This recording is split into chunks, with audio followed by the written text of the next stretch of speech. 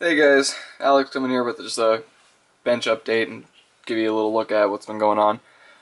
Um, I'm still progressing on the Follow the Right group build. Hopefully I'll be able to finish it before September 1st. Um, but with school starting up and work, and I've been crunching on my work and time right now, I hope I'll be able to do it, but if not, Panzermeister, I'll try to get everything done, or I'll just submit what I have for now. But regardless, when I finish it, I'll certainly go ahead and send you photos and that. And I'll make a video for it too as well. But anyways, what I've recently been working on ever since I stopped, so when I finally submitted my entry for Cohen's Curse Group build, I just wanted to take a quick break and build something that I wanted to build. So I started on ICBM's Beobachtons Panzer Panther. This here is the Panther variation of a German. How would I really explain this? Let's just say it's a mobile artillery observation post. I mainly bought this kit just because it just looked odd. I know Dragon makes this in the Imperial, yeah, I think it's just the Imperial series. They make this kit. I recommend getting that one. I got this just to really, I saw Hamika Barkas's review on one of ICM's vehicles. I think it was a command truck that he got, early war German command truck. It looked nice, so I just thought, hey, let me go ahead and give it a shot. But I guess this company here is up and down with their models, good, bad. I'm not quite sure, but this is as far as I got on the Panther. I was just starting a few things with the road wheels and making the tracks. They are link tracks, so they're on the sprue. Cut them out, but the plastic is terrible for the tracks. Absolutely terrible. So I tried building them, put them together, and they just completely they disintegrated. So now this is on the back burner for a while until I can get some new tracks. And I'll take a quick look around, just go ahead and get some basic, just some cheap Panther tracks. I don't really want to soup this up with anything crazy, but if I get the Dragon one, sure. The gun itself fascinates me on this. I've seen some early photos of Panthers, and I believe this is one of the early variations of it, the gun. I'm not quite sure. And I don't look too much into it. Like I said, I pretty much just got this model because it was just cool. I just thought it was interesting. Different part of the subject. And sorry for the voice, everybody. I'm sick, recovering, but then becoming sick. So, you know, life always throws those curveballs. I got some new goodies. Well, one thing from ICM, I do like their figures. I do like their figures for this company. So I got some German tank crew, 1943-45. I'll go ahead and set these up in a diorama. Probably, I might add them in the next diorama that I make with the T-26. But, so we got these guys here. Mini Art Soviet Infantry at Rest. You want to check these guys out. I know I made a previous video before about mini art figures, the mini art figures that came with the T-70M early version that mini art made, and those figures I ended up posting. Here they are here. They're decent, but they're supposed to be hands, not gloves, and they are just absolutely terrible. So the camera doesn't even want to focus on them. They're so bad. Just take my word for it. Well, at least for these, for the Soviet tank crew at rest. At least for those, they were just absolutely horrendous. But these guys here, I'll go ahead and give them a shot eventually. But there's actually in the process of building Cyber Hobbies. What is it? What is this? T-34-85 Model 44. So probably go ahead and throw these guys on there. Go ahead and try out Bandai's Gundam sets, the D50C Little Twin set, which is the Special Operations Mobile Suit. I bought this was an old Gundam. I grew up on Gundam as a kid, watching it on the old Toonami networks, if anybody has ever seen it in the US. I don't know if it's anywhere else in the world, but Gundam was a great show at these mobile suits that the pilots would be in. And the reason why I bought this mainly is because all my friends, I got them into modeling, but they didn't want, they're not that big into the tanks, but they wanted to build the Gundams. So everyone I know is pretty much getting into Gundams ever since I started showing them what I do with the models. And my girlfriend actually built one. So the wife is already ahead of me in the Gundam modeling, so I just wanted to go ahead and pick this up, give this one a shot. Next on our list is this beautiful beauty. Revell's 135th Sturmtiger. This tank is, I mean, it is just a monster. Love the box art on this tank. So I did some of the research on it. Revell gives a nice insight on the a nice history on it in the instruction sheet. Oh, excuse me, I can't talk at all right now. But I picked this up again at another little half off price. Probably paid, what is it? It was like $29 retail. So I snagged it for about $13, $14. So I mean, you can't go wrong here. Even if it was the worst model in the world, you really can't go wrong with this thing half off.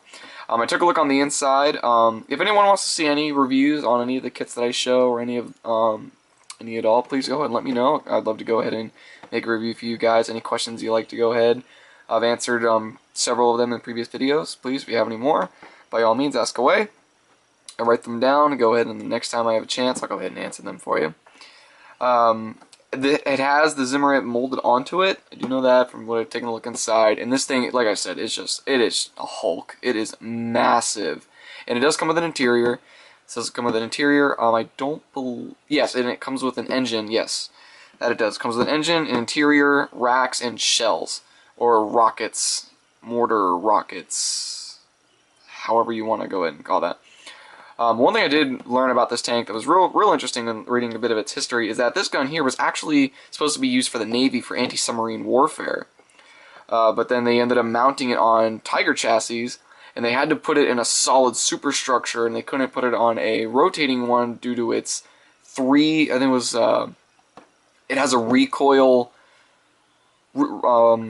its recoil strength is 3 tons of pressure from this gun. So they had to make it a solid, massive superstructure just to be able to compensate for the pressure of the recoil. I thought that was just insane after reading that about this behemoth. So I'll be real happy to go ahead and build this soon. Not sure when, but there's not many parts to it. It seems like a real easy, straightforward build straight out of the box. So we'll go ahead and see where this one takes me. And a couple more things that I'm going to go ahead and show you guys. One of my fellow modelers at my model club, he's got a warehouse, full of nothing but models, and some of them got water damage, but just the boxes are damaged. The kits themselves are perfectly fine. So the boxes look like crap, but the kits themselves are brand new, still in the plastic wrapped.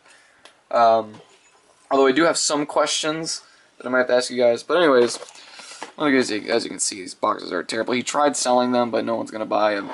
Destroyed box. I mean, I would. So, but he said, "Hey, I'll just give them to you." So, Dragon Smart Kit, Panzer II, I'll see.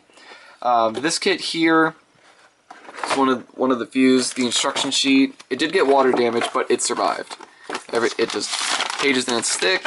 It's all perfect. It's perfectly fine. So, thankfully, this instruction sheet stayed. I was looking into buying a Panzer II recently, and voila, and then.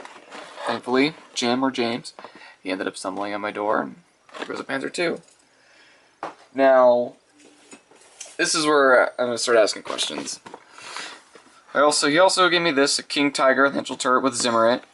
The only problem with this kit is its instruction sheet. It is destroyed, but I do have Cyber Hobbies King Tiger. It's the exact same model, but it's for the Tale of the Black Knight, as it's translated.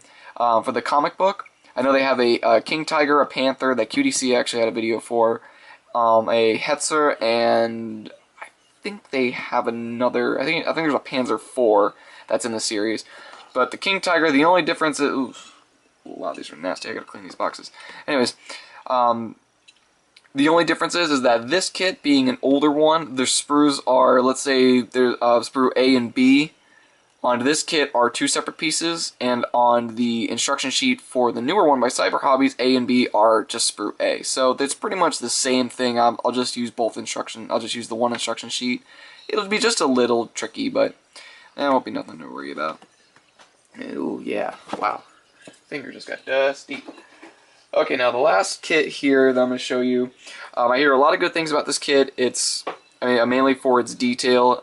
It's insane amount of detail for the interior that it comes with, but the instruction sheet completely is gone. I don't have anything at all. If anyone has this kit, is done with the instruction sheet, that wouldn't mind either photocopying it and sending it to me through email, or not, but the Edouard Hetzer early model, Panzer 38. Panzer 38 Hetzer, early version.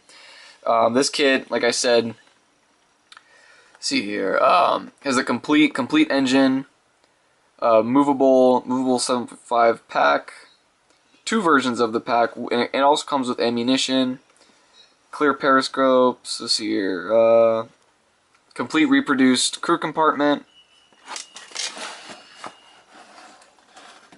Yeah, this box is just absolutely destroyed. As you can see, it does come with shells. The shells are photo etch. I believe photo etch shells, brass shells. Yeah, like I said, the instruction sheet is just, I mean, this is probably the most salvageable page, but it's horrendous. But I do like the instruction sheets. I'll just go ahead and do a quick review on Edouard's instruction sheets. They're very nice. They're completely colored. If anyone hasn't seen any, I don't know if they're all like this, but for this kit especially, it's complete color, nice detail. There are a mother load of steps, but each step consists of just doing a few pieces, piece by piece. So you'll never really, so if you get lost on one thing, you can come back on that particular item and just go ahead and change up or see what you did wrong. Unlike Dragon, how it'll be step 1 will be like a page and a half, and you just kind of throw it all together, which is fine, but with this one here, I do like how it emphasizes on just individual pieces. Now you build this, and then this is where that one and that one goes, and then that step is done. Go to this one. I do like that about this model. Like I said, it's gone. There's nothing here. If anyone either has the instruction sheet and wouldn't mind scanning it and sending it to me through email or mail, if you are so generous, or if anyone knows where I can get it online at all, download it, buy it online, use it put it on my tablet or my phone or whatever. I'd really like to build this kit, but this will be one that I'll build later on in the future. It also comes with crew, by the way. I'll definitely build this one in the future, for this will be a very long, nice build. But yes, please, if anyone knows where I can get an instruction sheet for this, please let me know in the description. Greatly appreciated. Just go ahead and try to put this back on.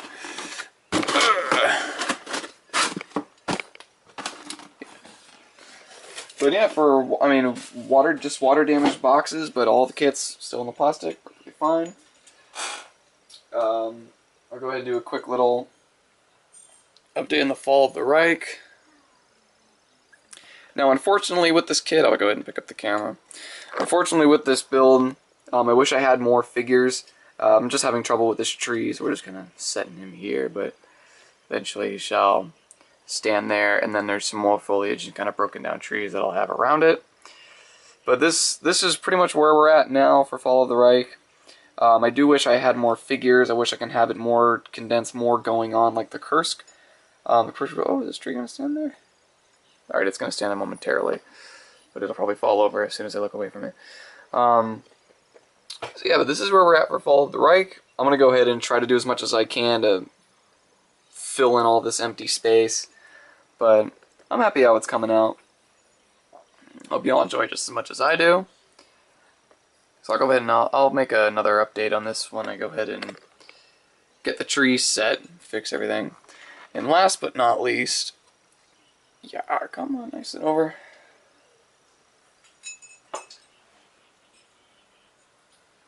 I just recently finished my third 1/72 scale tank. It was a Panzer III model Alcel.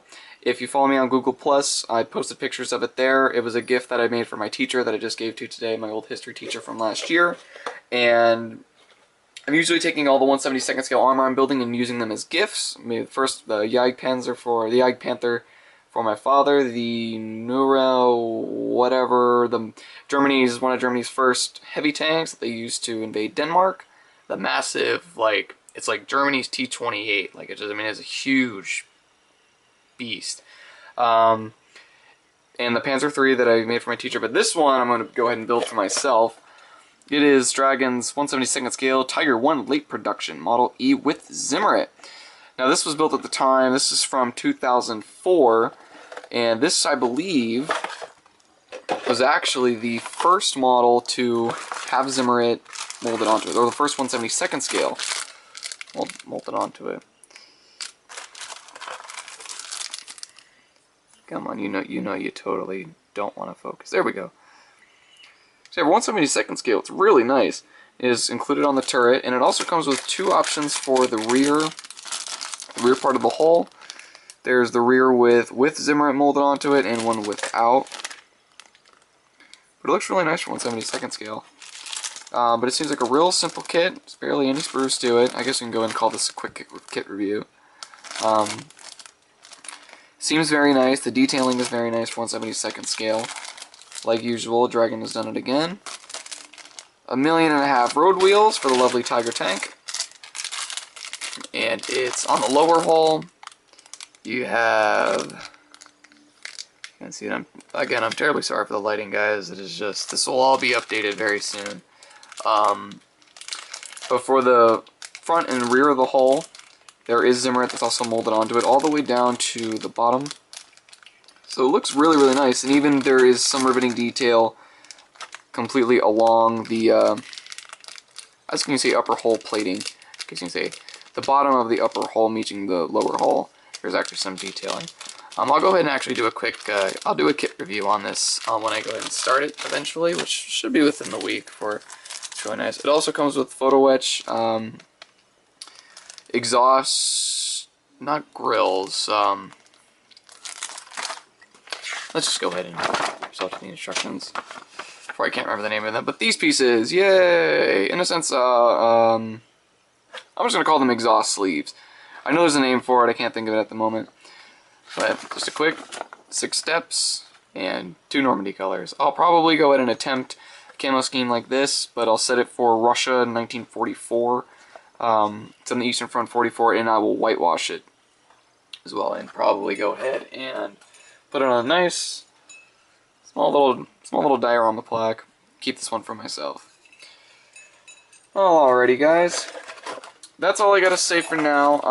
If you have any questions, please either hit me up on Google+, go and send me messages on Google+, through the Hangouts, on the descriptions, comments down below. Any questions at all, like I said, I'll go ahead and get back to you either via message or make it in my next update. And until then, I'll see you on the battlefield, guys. Thanks for watching. See you later.